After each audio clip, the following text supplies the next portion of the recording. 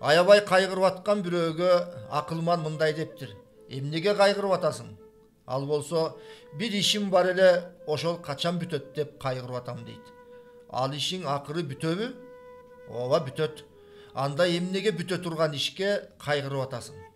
Чын эле, сиз дагы бүтө турган ишке же боло эле келе нерселерди ойлоп кейибеңиз. Сиз кантип ойлонуп, кыялданып, түйшөнүп жатканыңызды эмне Алла Таала билбейт дейсизби? Туура. Ошондуктан өзүмө гана ишенем дебей, Алла Таалага тобокел кылып, ага тилектерди айтып, аракет кылуу менен ар бир иштин жыйынтыгын күтсөк жакшы болот. Алла Таала угуучу. Эч кейбестен алаканыңызды жайып, буларды айтып жүрүңүз. Аллахумма рахматака аржу, фала такилни ила нафси тарфата айнин, васлих ли ша'ни куллаху, ла илаха илля ант. О Аллахым, сенин мээримиңди үмүт кылам. Көз ачып жумганчалыктагы напсым менен жалгыз калтыра көрбө.